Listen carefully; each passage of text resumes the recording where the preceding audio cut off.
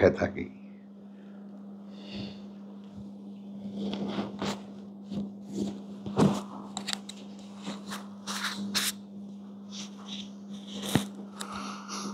আস্তাগফিরুল্লাহ। তো তাহলে তখন যখন আমি একেবারে নিঃশেষে আমার চিন্তায় ভাবনায় শেষ পর্যায়ে গিয়েও যখন আমি দেখব যে আসলে আমার মধ্যে আমি থেকেই যাচ্ছি, তখন যদি তুমি ঠিক জোকের মুখে নুন দিতে দেখেছো, তারপর অ্যাকশনটা দেখেছো,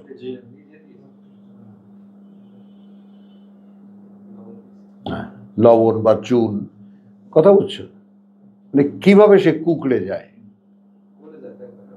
সেটা গলে যাও না, কুঁকড়ে যায়। প্রথম রিয়াকশন হলো সে কুঁকড়ে যায়, এতটুকু হয়ে যায়। হ্যাঁ, তারপরে হলো পরের অ্যাকশন। না, আমি বলছি যে আমাদের চিন্তা ভাবনা তো জোকের মতো বাড়তে থাকে, কথা বুঝছেন? তো যেটা বলছিলাম যে একেবারে শেষ পর্যন্ত যেই শিরক, যেটা আল্লাহ কখনোই ক্ষমা করবেন না, তো আমাদের চোখের সামনে মোশরেক বানানো হয়েছে মূর্তি পূজারীদেরকে। কোরআনেও তাদের কথা আছে, কথা বুঝছেন? তো তাদেরকে খুব স্থূলভাবে বোঝানো হয়েছে, এরা তোমরা নিজেরা যাদেরকে বানাও তাদেরকে কেমন করে তোমরা পূজা করো, ইত্যাদি ইত্যাদি।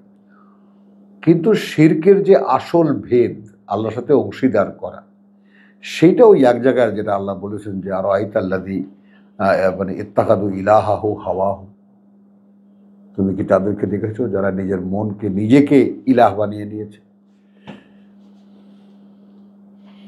এবং যারা ইলাহ বানিয়ে নিয়েছে আল্লাহ তাদেরকে ভ্রষ্ট করে দিয়েছেন। আর তারপরে আর তাকে হেদায়েত দেওয়ার কে থাকে?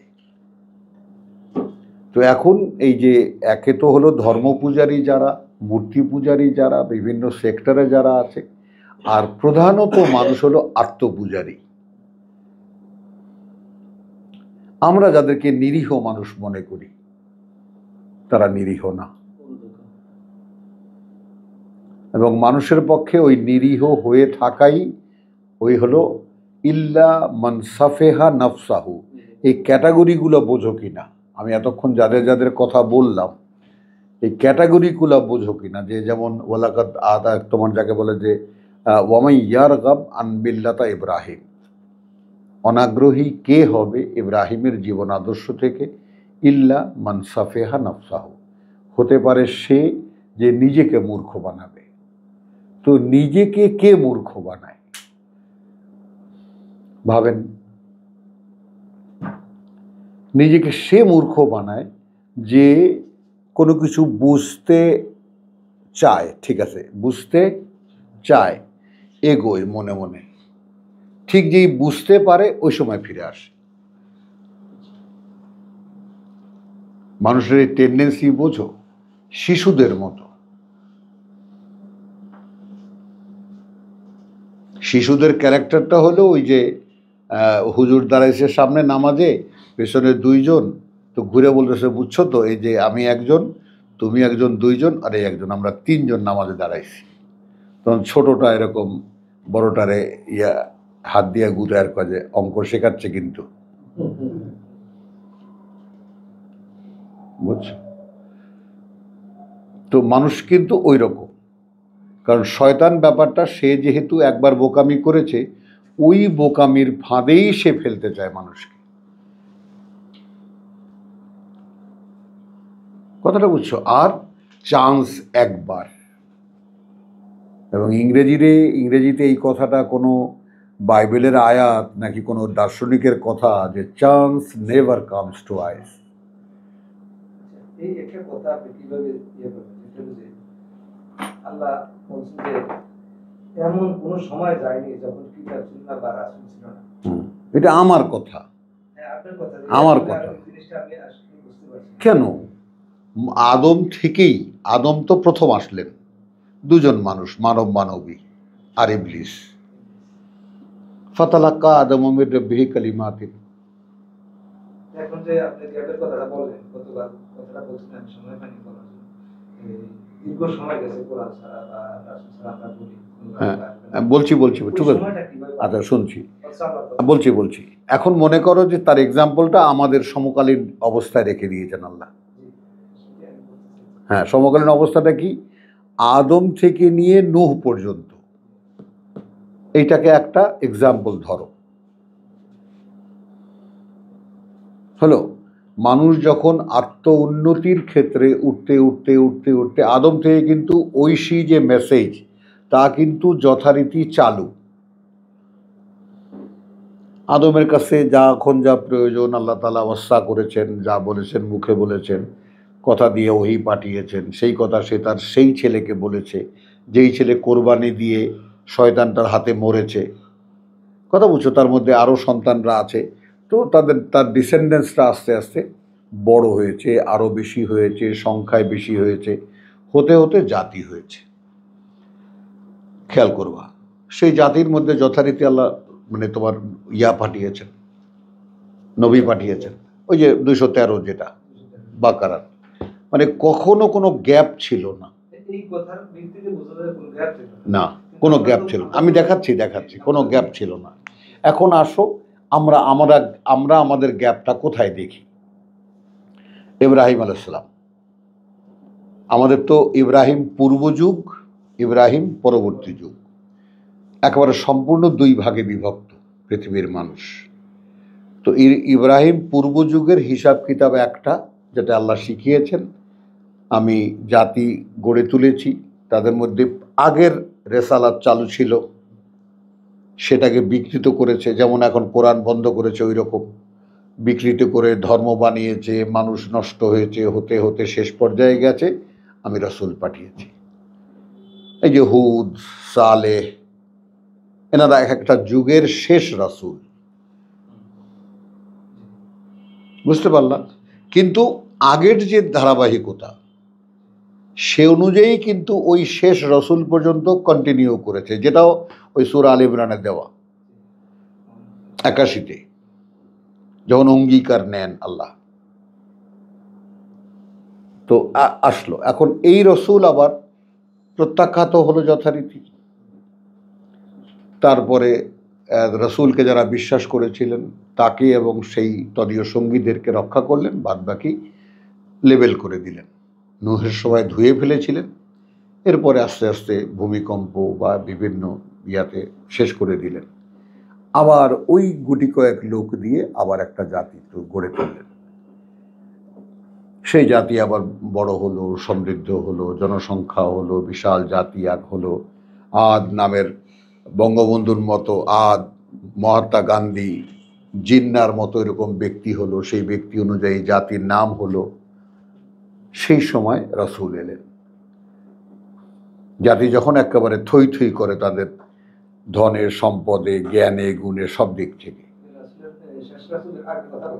হ্যাঁ আগের কালের, তো আবার রসুল এলো। তো রসুল এলে সে সময় দেখা গেলো যে মানলো না, তো আল্লাহ তাআলা শেষ করে দিলেন আবার সেই জাতিকে। এই এক্সপেরিমেন্ট ইব্রাহিম পর্যন্ত চললো একভাবে। আচ্ছা, এরপরে আল্লাহ ইব্রাহিম থেকে শুরু করলেন সহিফা, লিখিত রূপ। এর আগে ছিল ওয়াসিয়াত, যখন যেটা প্রয়োজন ছিল মুখে বলে দিতেন, ফেরেশতাদেরকে দিয়ে পাঠাতেন। এই মুখে বলা আর কিতাব, এই দুইটার এক্সাম্পল হলো মুসা। মানে একজন মানুষকে বলে বলে তাকে দিয়ে নেতৃত্ব করানো জাতির, সেই পার্টটাও মুসার মধ্যে আছে। আবার জাতি যখন জাতি যখন তেরিবেরি করছে, লিখিত, পাথরে লিখিত কিতাব পাঠিয়েছে, বুঝেছো? তো এই যুগটা শুরু হয়েছে ইব্রাহিমের, সুহুফে ইব্রাহিমা ওয়া মুসা। তো সহিফা, তখন থেকে আল্লাহ নির্দেশনা লিখিত হতো। সভ্যতা আরও এগিয়েছে। এখন দেখো ইব্রাহিম, আমরা এই কালের হিসাবটা নিই। ইব্রাহিমের পুত্র ইসহাক, ইব্রাহিমের বড় পুত্র ইসমাইল, যাকে আল্লাহ তাআলা কিতাব দিয়েছিলেন, মক্কায় রেখে ইব্রাহিম চলে গেলেন। কিন্তু এই কিতাব বেশি দূর এগোলো না, একখানা কিতাবেই কাহিনী শেষ, যে কারণে উল্লেখ করার প্রয়োজন মনে করেননি আল্লাহ। তারপরে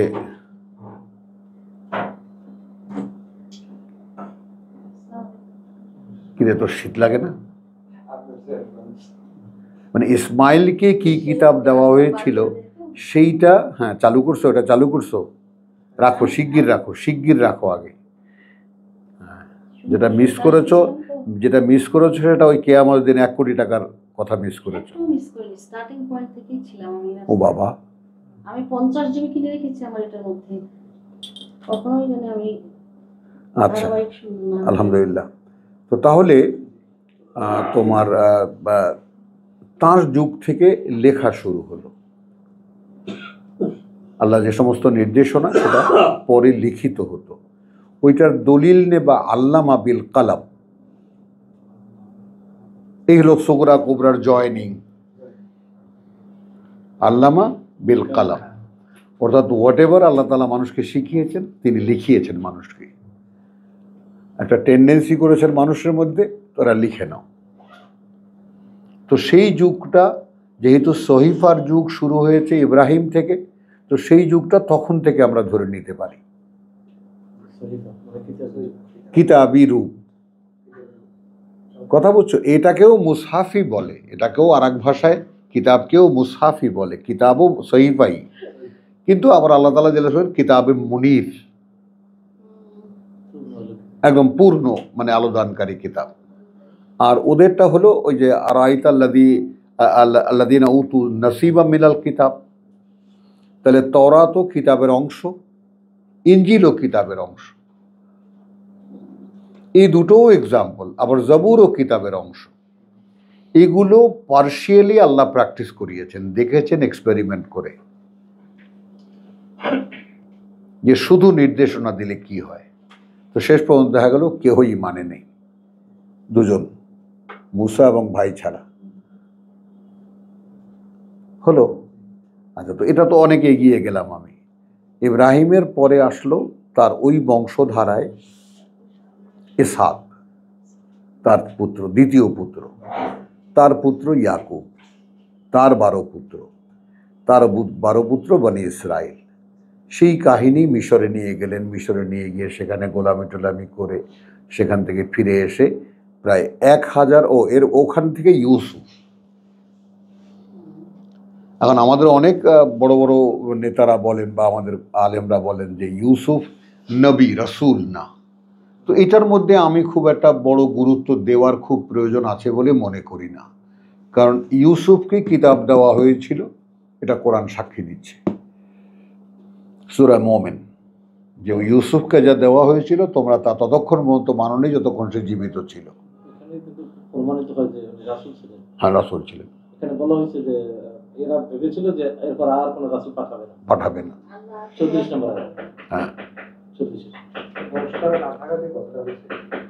34 বংশধারা শেষ, রাজা রাসূল আসবে না, তারা কি বলছে না ওই দ্বারায় না। হ্যাঁ, ওই বংশধারা শেষ, বংশধারা শেষ, ওটাও তুমি পয়েন্ট হিসাবে নিতে পারো।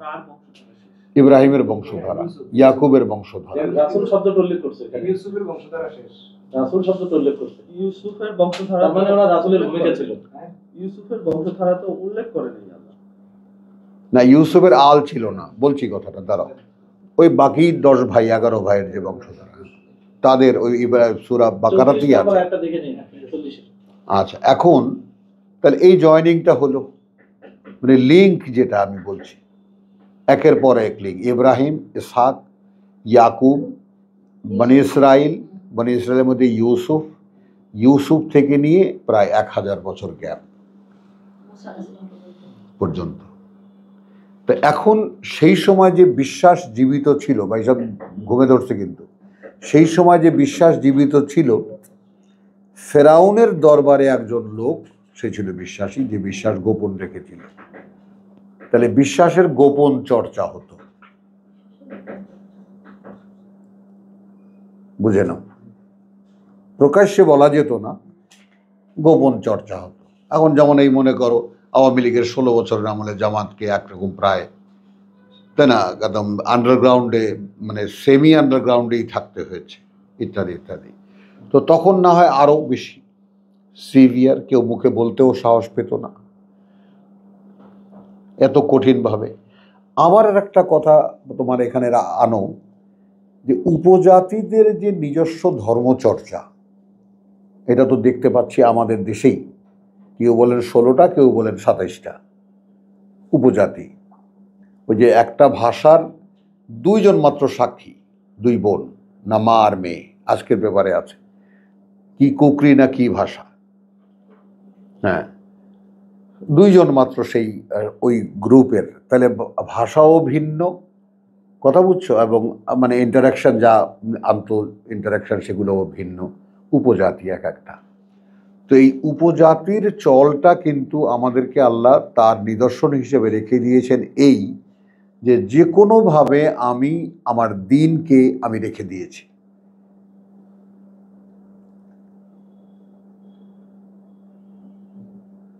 এখন আমাদের আমাদের দেশে যদি 20-25টা উপজাতি থাকে, তো ইন্ডিয়ায় যে কত উপজাতি আছে তুমি হিসাবও করতে পারবে না।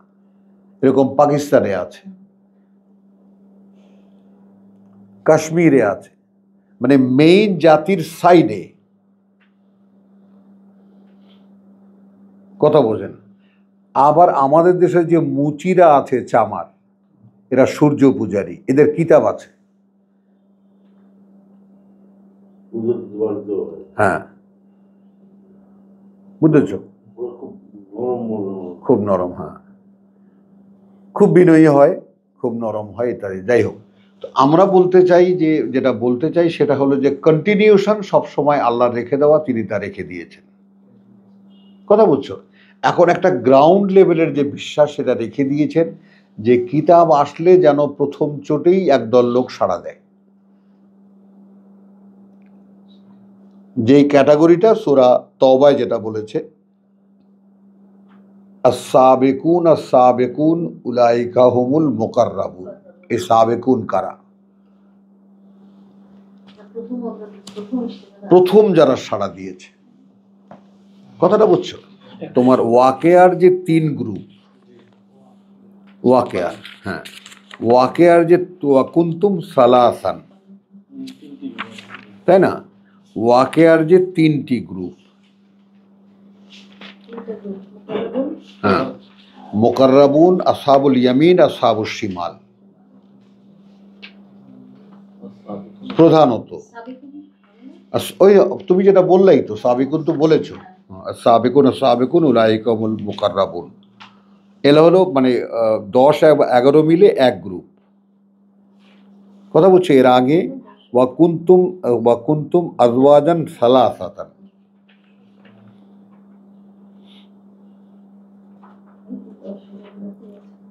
ফাকানাত হাবাম মানসুরা, 6 আয়াত পর্যন্ত কিয়ামতের সিনারিও। পৃথিবী ধূলিসাৎ হয়ে যাচ্ছে, সব নিঃশেষ হয়ে যাচ্ছে, আর তোমরা তখন হয়ে যাচ্ছ 3টি শ্রেণীতে বিভক্ত।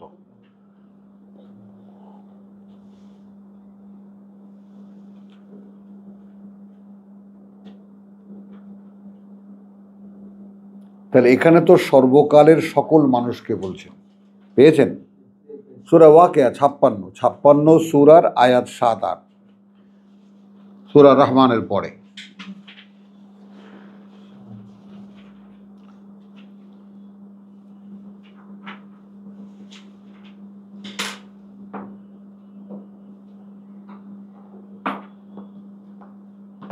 কি পেয়েছো? আচ্ছা, এখন ওয়াকুনতুম আজওয়াজান সালাস, তাহলে এর মধ্যে আমরা সকলকে ধরব, একদম আদম থেকে নিয়ে যত মানুষ এই পৃথিবীতে আসবে তারা 3 ভাগে বিভক্ত হলো। এদের মধ্যে আসহাবুল ইয়ামিন, মাইমানা, এরা হলো পরীক্ষার লোক, এরা পরীক্ষা দেবে।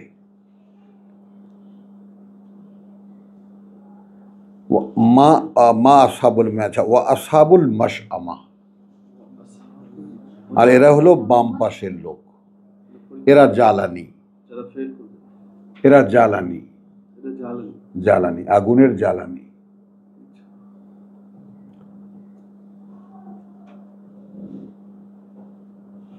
এরা জ্বালানি না, এরা পরীক্ষা না জ্বালানি, হ্যাঁ ওই যে তোমার যাকে বলে যে ইন কুনতুম ফি রাইবি মিম্মা নাজ্জালনা আলা আবদিনা ফাতু বিসূরাতিন মিন মিসলিহি, তাই না? জি হ্যাঁ, আসো। কে কই?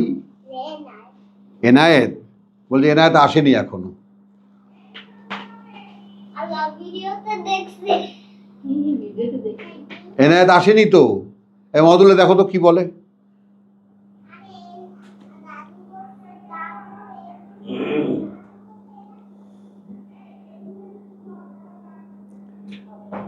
আসহাবুল মাইমানা ওয়া আসহাবুল মাশআমা হলো এই দুই গ্রুপ। আচ্ছা, এখন ওখানে যেটা আমি বলতে গিয়ে থেমে গেলাম, তো ফাত্তাকুন নার আল্লাতী ওয়াকুদুহা নাস ওয়াল হিজারা, ভয় পাও সেই আগুনকে যার জ্বালানি হবে মানুষ এবং পাথর। সেই জ্বালানি মানুষ কারা? আসহাবুল মাশআমা, মুকাররাবুন সিলেক্টেড, আর আসহাবুল ইয়ামিন হলো সম্ভাবনাময়, যারা ক্ষমা পাওয়ার যোগ্য।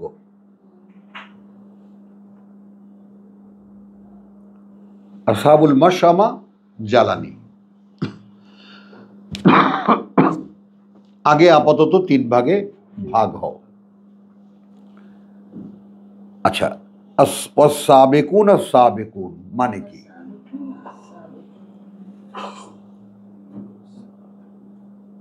অগ্রগামী যারা, তারা তো অগ্রগামী না, আগের থেকে না। অগ্রগামী বলতে যে কোনো কালে যে কোনো যুগে রেসালাতের ডাকে যারা প্রথম সাড়া দিয়েছে, মানে এইটাই সূরা তওবা, এদেরই ডিটেইল। সাবিকুন উলাইকা হুমুল আউয়ালুন, উলাইকাল আউয়ালুন। এরপরে যারা এসছে তারা তার পরে এসেছে। ওখানে কিন্তু সুন্দর করে স্তরে স্তরে সাজিয়ে দেওয়া হয়েছে। ওটা পরে, ওইটাই যাব আমি, ওটাই এই জন্য আগে বললাম। এই সুল্লাতুম মিনাল আউয়ালিন ওয়া কাসীরুম মিনাল ওয়া কালিলুম মিনাল আখিরিন, এটা হলো এক একটা জাতির পূর্ব সময় এবং শেষ সময়।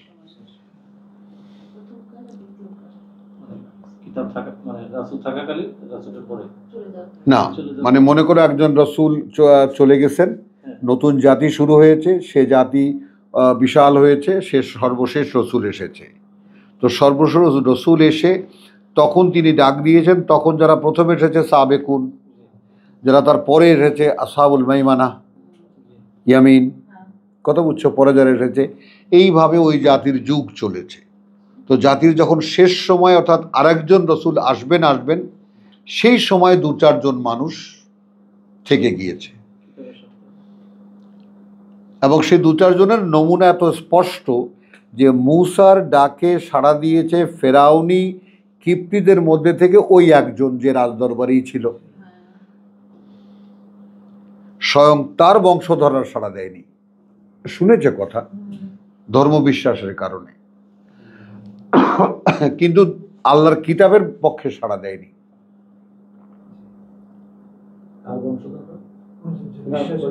ইব্রাহিমের বংশধারা, হ্যাঁ, সে কিপ্তি, স্থানীয় মিশরের। না, তার নাম মূসার বংশধারা, মূসার বংশধারা। আর তিনি স্থানীয়দের মধ্যে থেকে স্থানীয় হয়েও, হ্যাঁ, উনিই বলছেন ইউসুফ আলাইহিস সালামের কথা। যে তাহলে ইতিহাসটা কত, মূসার সময় 1000 বছর পরে উনি গোটা ইতিহাসটা তাহলে ধরে রেখেছেন।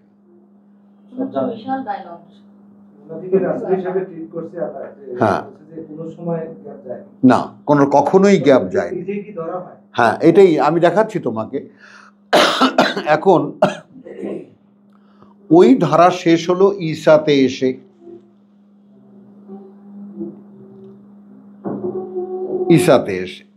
এখন ঈসা যখন ময়দানে, তখন 2খানা কিতাব, তওরাত, জবুর ও ইনজিল,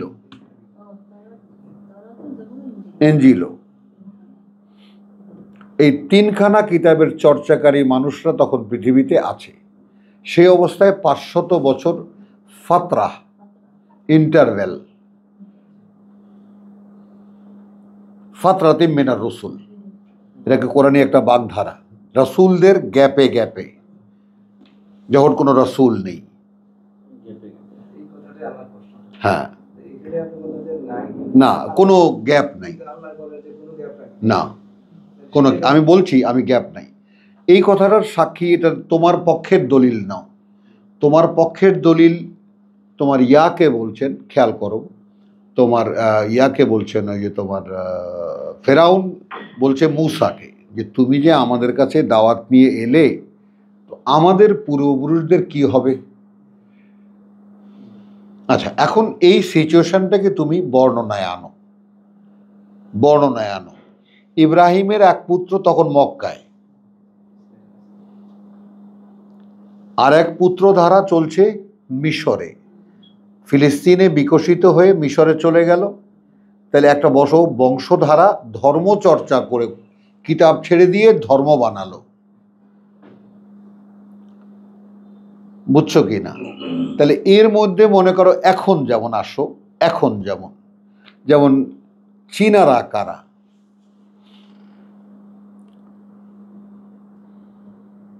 তাহলে মোহাম্মদের ধর্মচর্চার সর্বশেষ নমুনা আরবরা, আমরা ছিন্ন ভিন্ন হয়ে ভারতীয় মুসলমানরা, কাশ্মীরের মুসলমানরা, পাকিস্তানের মুসলমানরা, সারা বিশ্বে চীনেও মুসলমান আছে, কিন্তু প্রধান জাতিসত্তা কি? তারা কেউ বলে বৌদ্ধ ধর্ম অনুসারী। তাহলে এখন বুদ্ধদেব যাকে না একটু দেখা গেছে যে বুদ্ধ ধর্ম কিতাবী ধর্ম, তো তারাও বিকৃত হলো। এখন এখানে মাঝখান থেকে আত্মক্ষমতার এতটা উঁচুতে আল্লাহ তুলেছিলেন ফেরাউনকে যে সে এই সমস্ত আর কিছু গ্রাহ্য করতো না।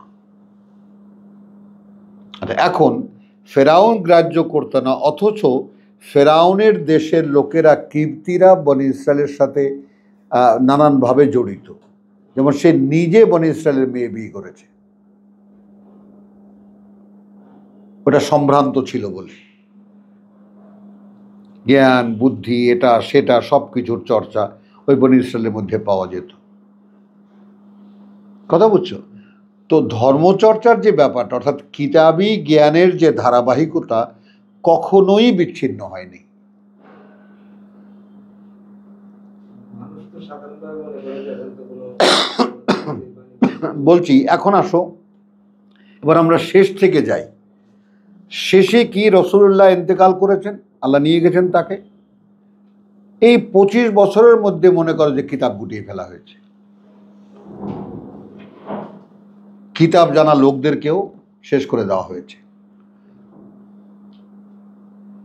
যুদ্ধ বাদিয়ে, ওই সিফিনের যুদ্ধ, জঙ্গে জামাল ইত্যাদি ইত্যাদি, উষ্ট্রের যুদ্ধ, এগুলো করে করে মানে কিতাব একদম প্রত্যক্ষ কিতাব জানা লোক আর নাই।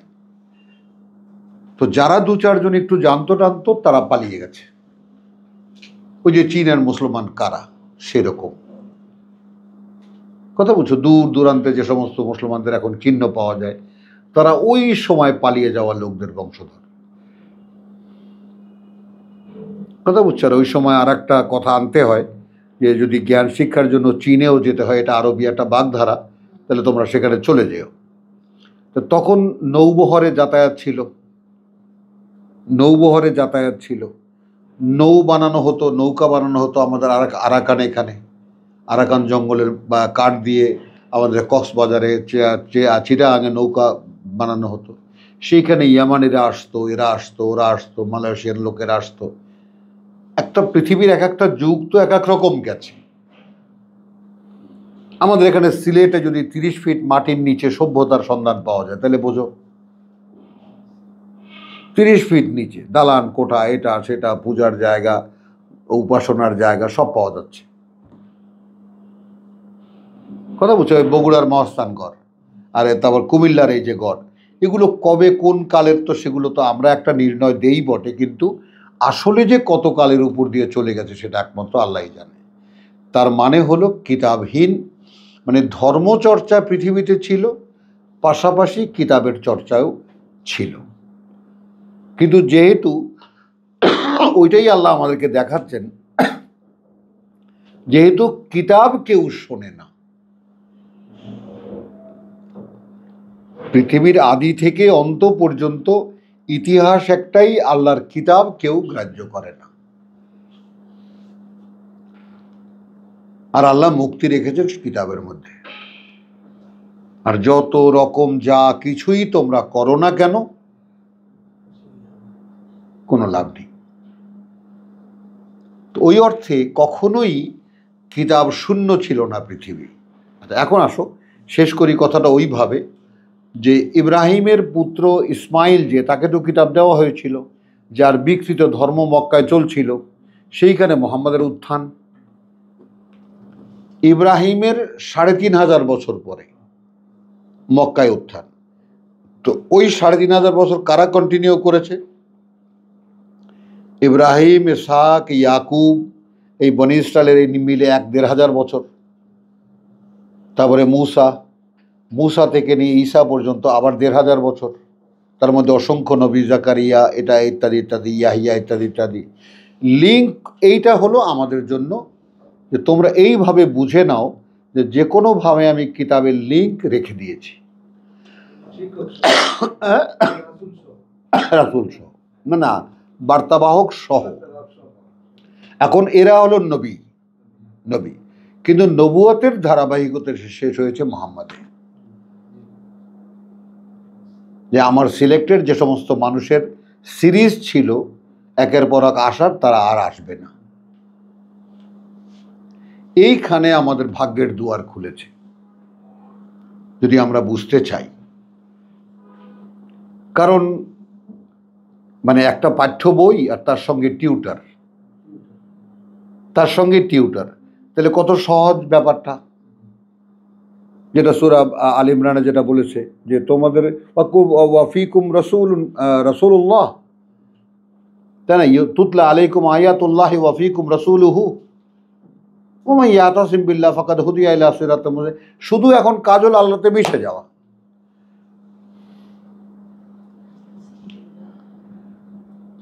বোঝো না জিনিসটা? তো ওইটাকে তুমি এই যুগে নিয়ে আসো, না এই যুগে নিয়ে আসো। নিয়ে আসলে কি হয় যে আমাদের মধ্যে যদি আল্লাহ আমাদের সৌভাগ্যক্রমে একজন মানুষকে কিতাব বুঝিয়ে দেন যে তুমি পড়ো, তারপরে আমরা কিতাবের ভার্স থেকে জানতে পারছি যে পড়লেই বোঝা যাবে না, তো যে পড়বে সেও যেন মুখাপেক্ষী থাকে আল্লাহর। কি বুঝলা? পড়লেই বোঝা যাবে না, এটা আল্লাহর উপর মুখাপেক্ষী থাকতে হবে, তার কাছে মুখাপেক্ষী না হলে তোমাকে বুঝ দেব না। হ্যাঁ, তার কাছে যাইতে হবে। এই জিনিসটা এইটা বুঝতে হবে। আমি একটু আমার কাছে আসছে যে আসলে যে কোনো যুগে রাসূল কোথায় পাইলাম না পাইলাম, আল্লাহর কাছে যখন চাইবো তখন আল্লাহ গিয়ে পৌঁছে দিবে। না, এই জিনিসটা আমার কাছে মনে হ্যাঁ, জিনিসটা খেয়াল করো। মানে আমিও যে তোমাদেরকে পড়ে শোনাচ্ছি, আমাকে আল্লাহ কোনো পাণ্ডিত্য দেননি, আমাকে যা দিচ্ছেন তাৎক্ষণিক। আর আমাদের আগের যুগটা কি ছিল? আল্লামা অমুক, তার সাগরিদ এত,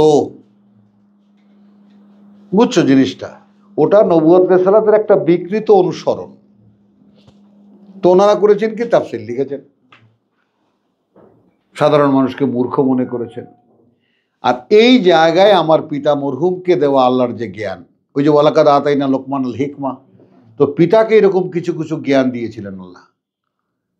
তো তিনি বলতেন যে তোমার সামনে যদি কখনো বলো কোনো কথা, তা তোমার সামনে যদি লোকেরা থাকে, সবসময় ধরে নেবা প্রতিজন লোক কোনো না কোনোভাবে তোমার চাইতে কিছু না কিছু ভালো জানে।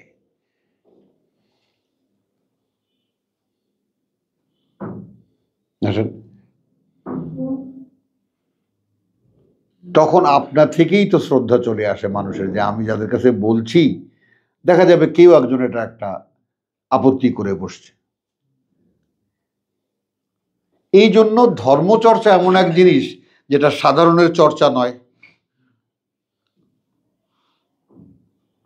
কথা বুঝছো? ধর্ম কথা শুনতে ভালো লাগে মানুষের মনোতুষ্টির জন্য। লাইবুন বা লাহুন, এটাও এক ধরনের বিনোদন। গান শুনে যেমন ভালো লাগে, হুজুরের ওয়াজ শুনেও ভালো লাগে। ওর মধ্যে মৌলিক কোনো পার্থক্য নেই, ওনাদের সুরে বলে। কিন্তু কোনো শিক্ষা নেয় না। কারণ এই জন্যই ওনারা কোনো শিক্ষাও দেন না। যদি এই লেনদেন হতো এই বছর এই মাঠে, আমি আপনাদেরকে এই এতগুলো কথা বলার পরে 10টা লেসন দিয়ে গেলাম। আমি আগামী বছর যদি আপনারা আমাকে ডাকেন বা আমার আসার সৌভাগ্য হয়, আমি কিন্তু জিজ্ঞেস করব কজন ওই 10টা লেসনে পারদর্শী হয়েছে, জাতি এগোতো। কিন্তু দেখা গেল ওয়াজ মাহফিল শেষ, পরদিন থেকে এখানে বিচিত্রা অনুষ্ঠান হবে, তার আয়োজন শুরু।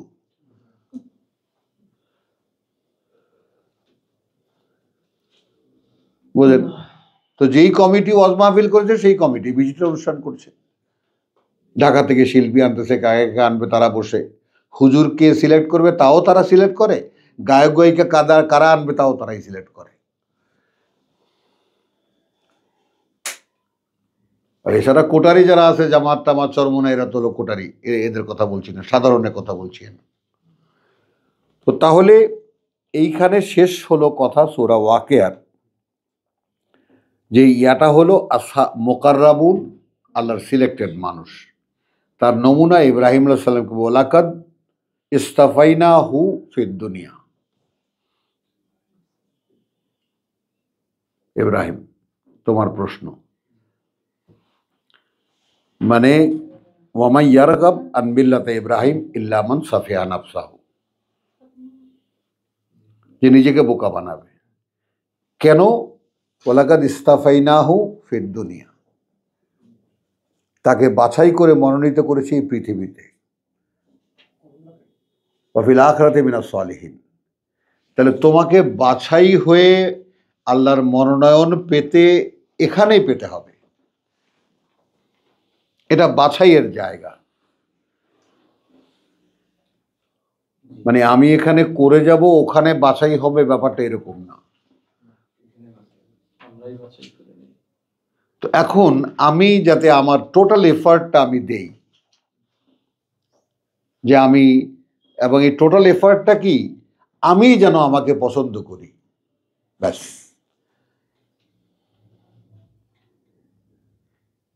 মনে করো 100 মানুষ বা 50 জন দৌড় দিয়েছে, একজন তো ফার্স্ট হবে। তো সে ফার্স্ট হওয়ার পর তার একটা তৃপ্তি আছে না, একটা পরিতৃপ্তি আছে না, যে আমি চেষ্টা করেছি, পেরেছি এবং আমি সন্তুষ্ট।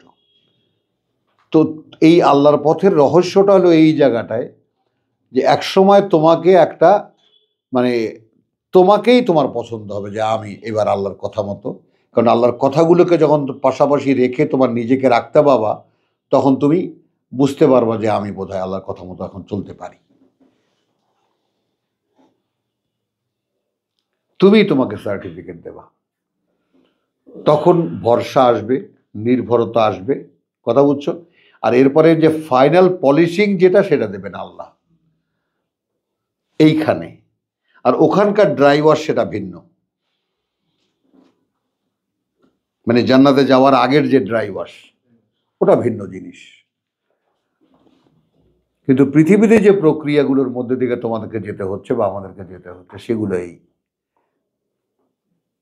এবং সেটার জন্য সবচেয়ে বিশুদ্ধতর উপায় অবলম্বন হলো কিতাব চর্চা। আর তার মধ্যেও সবচেয়ে শ্রেষ্ঠ হলো শুধু পড়া, পড়া, পড়া এবং পড়া। এবং সেটাকে ওইভাবে যে প্রভু তোমার প্রথম আদেশ, পড়ো। তারপর কি? আল্লাযীনা আতাইনাহুমুল কিতাব, তোমার পড়া দেখে তিনি তোমায় কিতাব দেবেন। মিসিংটা ওই জায়গায় হয়ে যায়। আমাদের সবাই আগেই নামাজ পড়বো কিভাবে, রোজা ভাঙবো কোন সময়? আরে ভাই, নামাজ কার জন্য? যে স্বয়ং সৃষ্টিকর্তার সঙ্গে কথা বলতে শিখেছে তার জন্য।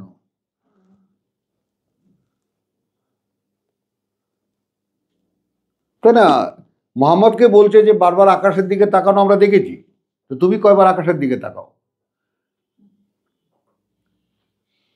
বলো কোন প্রয়োজনে কয়বার আকাশের দিকে তাকাও? কালকে আমার চাঁদের ছবি তুলেছি আকাশে। তোমার ঊর্ধ্ব জগতের সঙ্গে সম্পর্কটা বোধে আসতে হবে তো। তাহলে একদিক থেকে এমন চাপ যে তুমি যা বলবা তাই শুনবো,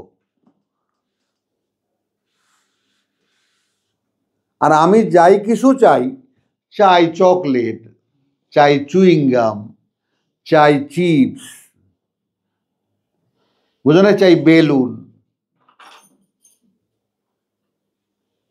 তো উনিও হাত ভরে দেন, খা, কত খাবি বাচ্চাদের মতো।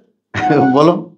ললিপপ হ্যাঁ, ললিপপ ললিপপ খা, কোক, পান্তা, হ্যাঁ খাও, কত খাবা খাও। কারণ তাহলে বলে এখন তুমি খেয়াল করো, এই কথাটা কেন উদাহরণ দিলাম, আত্মজীবন, নিজ জীবন সম্পর্কে যার টোটালি কোনো অবগতি নাই সে কে? যেমন শিশুর নাই, ঠিক তেমনি আমাদের ভেতরে আল্লাহ তাআলার খেলাফতের অনবগতি, অনবগতি। না জানা, কোনো চেতনা তৈরি করেনি ভিতরে যে আমি স্বয়ং সৃষ্টিকর্তার বস্তু জগতে প্রতিনিধি। বলো কথাটা, আমি স্বয়ং অদৃশ্য অবস্তু সৃষ্টিকর্তার বস্তু জগতে তার প্রতিনিধি। বস্তু জগতে তার প্রতিনিধি। এখন করণীয় কি? সিবগাতুল্লাহ, আল্লাহ যা বলবেন না না, সিবগাতুল্লাহ মানে আল্লাহর সৃষ্টির প্রতি যে আচরণ করেন তুমিও সেই আচরণ করো। তারপর এইটা এক জায়গায় আছে না যে তোমরা যারা মানছে না ওদের ক্ষমা সুন্দর দৃষ্টি দেখো, এবং ওদিক দিয়ে আর ফিরে তাকাও না ওদের দিকে, আর বরং তোমাকে ডিস্টার্ব করবে ওরা, তোমার ভাবনা চিন্তার ক্ষেত্রে একটা খাত তৈরি করবে। বুঝছো তো? এই নল কথা হলো যে এই পর্যন্ত এখনো এবং কিয়ামত পর্যন্ত কখনোই ওই যে ফাতালাক্কা আদামু মির রাব্বিহি কালিমাতিন, সেই থেকে কখনোই মানুষ বিচ্ছিন্ন নয়। এবার পাল্টা দিকটা বলি, তুমি যদি আরেকটু কোরআন পড়ো তাহলে মানুষ ভাইসরয়, তো ভাইস গ্র্যান্ড, দুটো শব্দ আছে ইংরেজিতে, একটা ভাইস গ্র্যান্ড আর ভাইসরয়, যেটা ইংরেজিতে মানে ব্রিটিশ রানীর যিনি প্রতিনিধি ছিলেন ভারত শাসনে তাকে ভাইসরয় বলতো। হ্যাঁ, ও প্রশাসনিক, কিন্তু মূল যে সে হলো ভাইসরয়, টপ যে একেবারে। আর গভর্নররা হলো তোমার মানে প্রশাসনিক ইয়াতে যারা সামলাতো। তো আমি যদি ভাইসরয় হই, তা ভাইসরয়ের কাছে চিঠি আসতো রানীর, এরকম 40 পৃষ্ঠার একটা চিঠি এসেছে। মৌলানা আবুল কালাম আজাদ তখন কংগ্রেসের সভাপতি, তাকে ডেকেছে ইংরেজরা, তো রাত্রেবেলা খানা দানা হয়েছে, এরপরে ওই সময় ভাইসরয় চিঠিটা পড়ে শুনিয়েছে। হলো তো, চিঠিটা পড়ে শুনিয়েছে, সে সময়ের পরে যখন খাওয়া দাওয়া হয়েছে, এরপর চিঠি পড়া শোনা, খাওয়া দাওয়া হয়েছে, এখন যেমন তারা যখন যার যার নেশা টেশা করা শুরু করেছে, হাসাহাসি মানে পার্টির পরে যেটা হয়, তখন এক সময় ওই ভাইসরয় আবুল কালাম আজাদের সঙ্গে কথা বলছিলেন যে তোমার কি মনে আছে যে রানী কি কি বলেছে? তখন আবুল কালাম আজাদ বলেছে যে I can repeat the total letter. ও তো চোখ বড় হয়ে গেছে,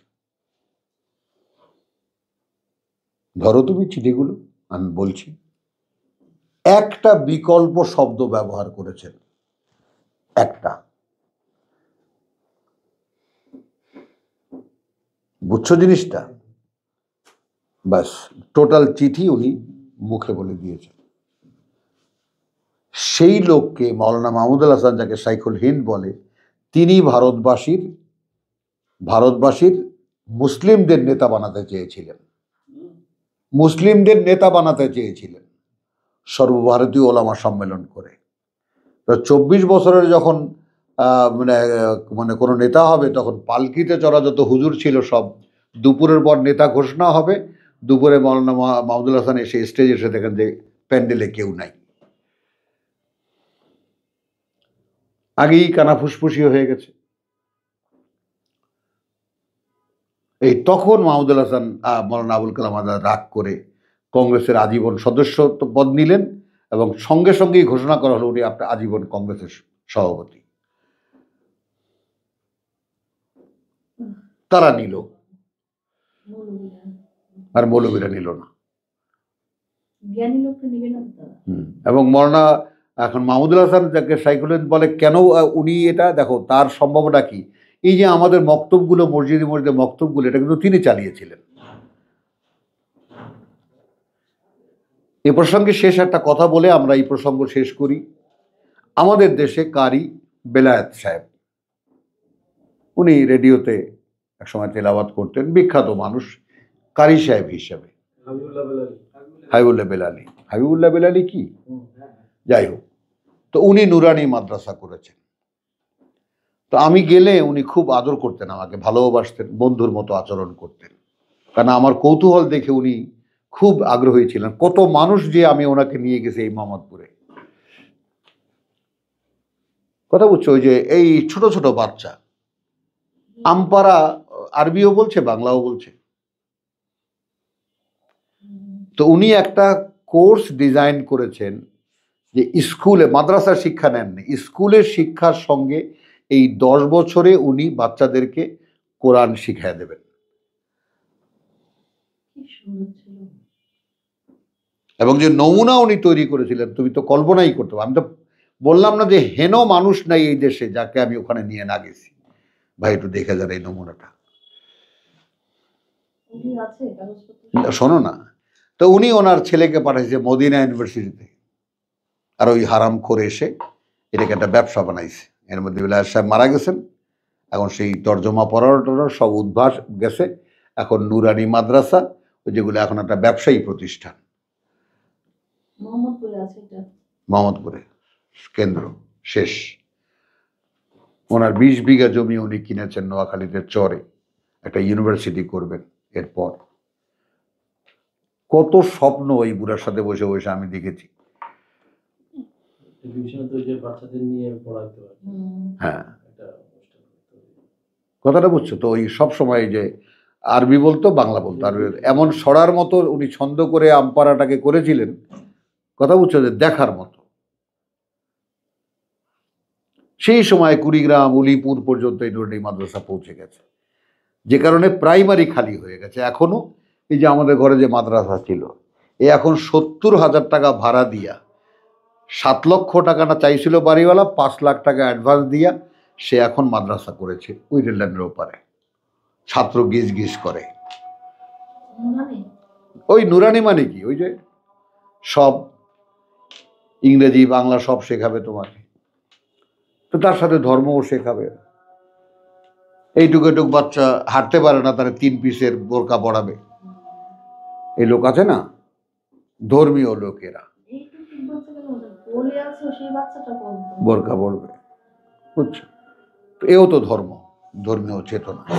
এর মানে মোটামুটি কথা হলো যে এখন যেমন তুমি চারিদিকে তাকাও, পৃথিবীর অবস্থাটা চিরকাল এরকমই। ধর্ম, ধর্মহীন, মূর্তি পূজারী, নাস্তিক আস্তিক সব মিলিয়ে যেমন বৃহত্তর সমাজ, তার মধ্যে আমরা নিভৃতে কিছু কিছু লোক আল্লাহর কিতাব চর্চা করছে। এই হলো সারা জীবনে পৃথিবীর আদিকাল থেকে নিয়ে এই পর্যন্তকার আসল বাস্তবতা। বুঝছো জিনিসটা? যে সূরা মুমিনের সেই লোক যে বিশ্বাস এনেছিল আলে ফেরাউন থেকে, কিন্তু তার ঈমানকে সে গোপন রেখেছিল। তো আলহামদুলিল্লাহ, তো এখন আমরা এটা দেখলাম। তো এখানে এই শেষ কথা যেটা, সুল্লাতু মিনাল আউয়ালিন ওয়া কালিলুম মিনাল আখিরিন, এই যে 13 এবং 14 যে ফ্র্যাকশনটা, রাসূল এসেছেন, সঙ্গে সঙ্গে যারা সাড়া দিয়েছে তারা সাবেকুন। পরবর্তীতে যারা রাসূলের জীবদ্দশায় পর্যন্ত, রাসূল থাকতে থাকতে সেই পর্যন্ত যারা এসেছে রাসূলের আহ্বানে, তারা আসহাবুল ইয়ামিন হলো। রসুল চলে যাওয়ার পরে যারা তারপরে যারা তাবিন তাবে তাবিন আরবিতে বলছি আর কি, তার অনুসারী তারপর তাদের অনুসারী, এই কমতে কমতে কমতে কমতে শেষ পর্যন্ত সেই আর এক রসুল আসার আগ পর্যন্ত একদম সামান্য কিছু, এই যে কালিলুম মিনাল আওয়াখারিন। এরপরে চেঞ্জটা দেখো, কথা বুঝছো? এখানে যেমন আছে যে মানে সুল্লাতু মিনাল আউয়ালিন কালিলুম মিনাল আখারিন, কথা বুঝছো? আর একটা হলো যে কাসিরু মিনাল আখারিন।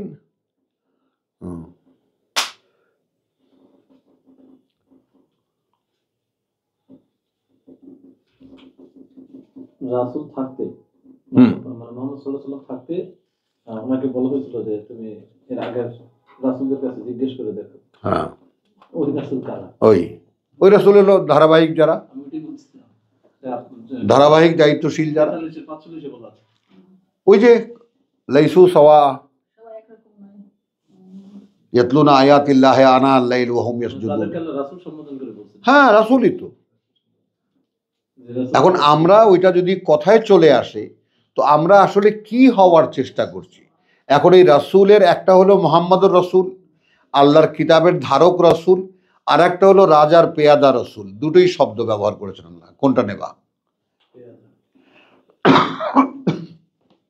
এখন আমাকে পেয়াদাই ধরো, কথাটা বোঝো। আল্লাহর ঘোষণাপত্র তোমাদেরকে পড়ে শোনাচ্ছি, হুম। ব্যাস। আমি কি বললাম, একে তো তাদেরকেও রসুল বলছেন যাদেরকে নির্বাচিত বার্তাবাহক করে মানুষের জন্য কিতাব দিতে, ওহীর সাথে যোগ দিতে পাঠিয়েছেন। আবার এই কিতাবেই সূরা ইউসুফে আবার রাজা যে মদ খাওয়াতো রাজাকে, সেই লোকটাকে পাঠিয়েছে আমি স্বপ্ন ভাঙায় দেব, আমাকে যেতে দাও। তো রাজার বার্তা নিয়ে যে জেলখানায় এলো তাকে রাসূল বলা হচ্ছে। আল্লাহ তো শব্দ চেঞ্জ করেননি।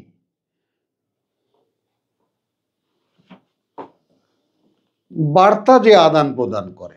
আবার ইউসুফ বলল যে না, আমি জেলখানা থেকে বেরোবো না, জিজ্ঞেস করো আসো সেই মহিলাদের অবস্থাটা কি। তো বার্তা আদান প্রদানকারী, তাকেও কোরআনী শব্দে, কোরআনী ব্যবহৃত শব্দে রাসূলই বলা হয়েছে। তখন আমাদের এই মূর্খ জাতি, ধর্ম উন্মাদ জাতি, কথাটা বুঝো নাই, একটা শব্দকে একবার এক জায়গায় সেট করে দিলে ওটা আর নড়বে না, নড়বে না। যেহেতু জানে না। তো আলহামদুলিল্লাহ, আমরা এই আলোচনা আমরা রাখি এখানেই, যে আমরা আবারও শুধু রিপিট করি যে আসহাবুল ইয়ামিন এরা পরীক্ষার্থী, আসহাবুল শিমাল এরা জ্বালানি, আল মুকাররাবুন এরা হলো সর্বোচ্চ অবস্থানে আরোহণকারী যারা, তারা। এবং এটা সাধারণের মধ্যে থেকেও হওয়া সম্ভব। আলহামদুলিল্লাহ, ওয়া মা আলাইনা ইল্লাল বালাগ। একটা ছোট্ট